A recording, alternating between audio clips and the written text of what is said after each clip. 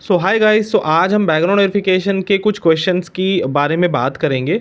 तो आप में से अगर कुछ लोगों को मुझसे वन टू वन सलाह चाहिए, बहुत सारे लोग ऐसे हैं जो बैकग्राउंड वेरिफिकेशन की प्रॉब्लम में फंसे हुए हैं, जिनको सलाह चाहिए या एडवाइस चाहिए, तो मैंने स्क्रीन पे नंबर डाला हुआ है, आप मुझे व्हाट्सएप करके कनेक्ट कर सकते हैं। तो चलिए स्टार्ट करते हैं। तो सबसे बड़ा क्वेश्चन बैकग्राउंड वेरिफिकेशन में आजकल जो लोगों के मन में चल रहा है या जो लोग फेस करते हैं वो होता है ड्यूअल एम्प्लॉयमेंट। अब ये ड्यूअल एम्प्लॉयमेंट वो नहीं है जो लोग जानबूझकर करते हैं।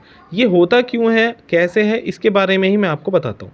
तो होता क्या है कि मान लेते हैं किसी बंदे ने किसी कंपनी में रिज़ाइन कर दिया और वो 10 दिन में जॉब छोड़ के चला गया, शॉर्ट नोटिस जिसको बोलते हैं। अगर उसका नोटिस पीरियड 30 डेज़ का है तो वो 10 दिन में छोड़ के चला जाता है, लेकिन उसके पास तो रेजिग्नेशन कॉपी है और एक्सेप्टेड भी है, तो वो तो चला गया। लेकिन क्या हुआ कि जो उसका सिस्टम है, सिस्टम में या तो एचआर ने गलती से या उसके मैनेजर ने या एचआर ने जानबूझ के मार्क नहीं किया, तो सिस्टम ने ऑटोमेटेड जो उसका जो एक्चुअल जो उसका नोटिस पीरियड है उसके बेसिस पे 30 डेज़ का मतलब नोटिस पीरियड ले लिया।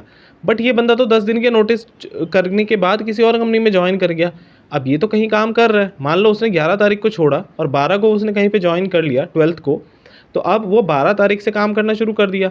लेकिन हमारी कंपनी जिसमें हम काम कर रहे हैं, इस कंपनी में तो इसका 30th लग गया, लास्ट वर्किंग डे। इसने फर्स्ट को रिज़ाइन डाला था, सिस्टम ने ले लिया ऑटोमेटेड 30th।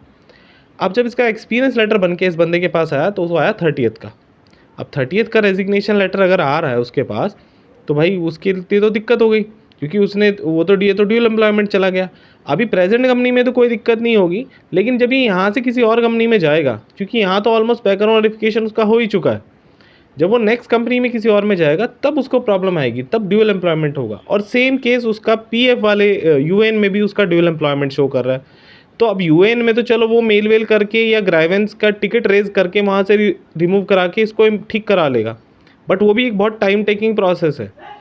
लेकिन जो उसकी कंपनी में हो गया, अब उसके लिए क्या करें?